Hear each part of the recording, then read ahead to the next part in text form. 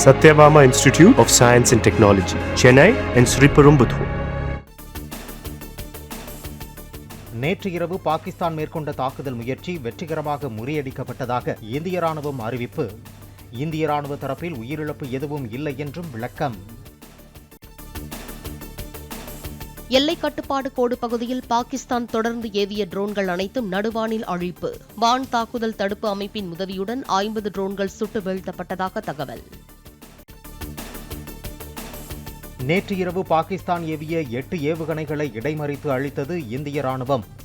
S-400 வான் பாதுகாப்பு அமைப்பின் மூலம் எதிரிகளின் முயற்சி முறியடிப்பு என அறிவிப்பு. ஜம்மு நகர விமான நிலையத்தை குறிவைத்து ட்ரோன்களை ஏவியது பாகிஸ்தான் ராணுவம். பாகிஸ்தான் ராணுவத்தின் தாக்குதல் முயற்சிகளை வெற்றிகரமாக முறியடித்தது இந்திய ராணுவம். பாகிஸ்தான் தாக்குதலை அடுத்து இந்திய எல்லைப்பகுதி நகரங்களில் முன்னெச்சரிக்கையாக மின் விநியோகம் நிறுத்தம். காஷ்மீர், குஜராத், ராஜஸ்தான், பஞ்சாப் மாநில நகரங்களில் மின் விளக்குகள் எரியாததால் இருள் சூழ்ந்த காட்சி. இந்தியாவில் இருந்து ட்ரோன் ஏவுகணைகளை வீசி கராச்சி தாக்கப்பட்டது. உறுதிப்படுத்தியது பாகிஸ்தான் ராணுவம். பாகிஸ்தான் மீது 3வது நாளாக ட்ரோன் மூலம் இந்தியா தாக்குதல். பஞ்சாப் மாகாணத்தின் ஒக்காரா ராணுவ குடியிருப்பை குறிவைத்து தாக்குதல் நடத்தப்பட்டதாக தகவல்.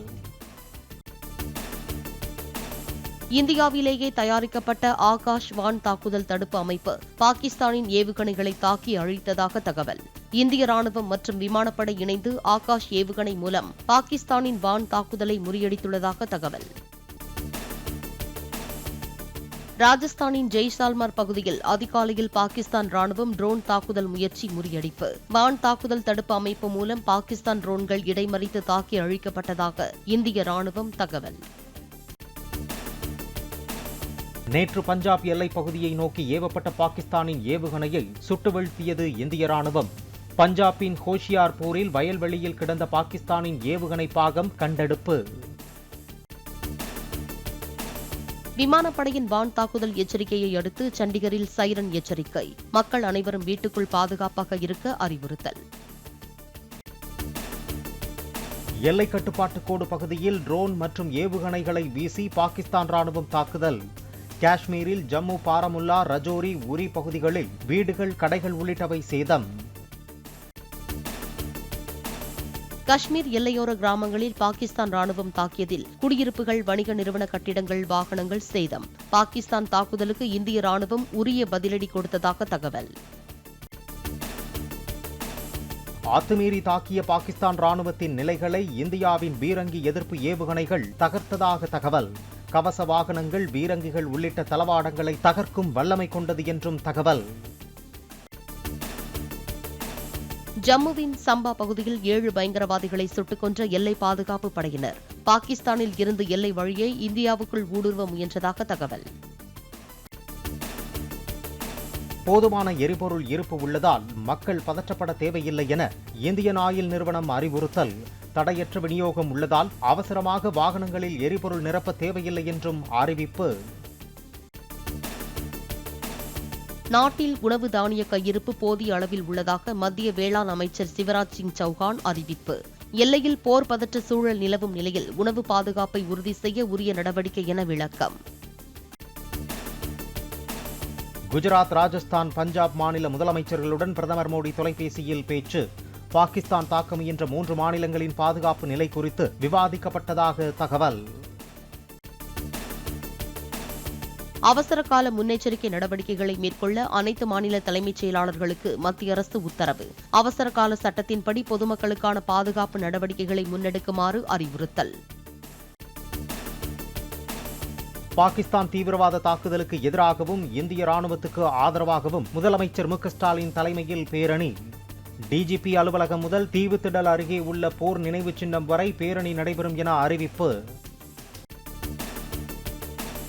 இந்திய நகரங்களை தாக்க பாகிஸ்தான் மேற்கொண்ட முயற்சியை முறியடித்த ராணுவ படைகளுக்கு எடப்பாடி பழனிசாமி புகழாரம். பிரதமர் மோடி தலைமையிலான மத்திய அரசின் போர்க்கால நடவடிக்கைகளுக்கு அனைவரும் துணை நிற்க வேண்டும் என்றும் வேண்டுகோள். திருச்சி பஞ்சப்பூரில் ஒருங்கிணைந்த பேருந்து முனையத்தை திறந்து வைத்தார் முதலமைச்சர் மு.க. ஸ்டாலின். பேரறிஞர் அண்ணா கனரக சரக்கு வாகன முனையத்தை திறந்து வைத்து பெரியார் ஒருங்கிணைந்த காய்கறி அங்காடிக்கு அடிக்கல் நாட்டினார். திருச்சி பஞ்சப்பூரில் ஒரே நேரத்தில் 450 பேருந்துகளை நிறுத்துகிற வகையில் புதிய பேருந்து முனையம் அமைக்கப்பட்டிருப்பதாக முதல்வர் பேச்சு. 4 ஆண்டுகால திமுக ஆட்சியில் திருச்சி மாவட்டத்தில் 26,066 கோடி ரூபாய் மதிப்பில் மெகா திட்டங்கள் நிறைவேற்றப்பட்டிருப்பதாகவும் தகவல்.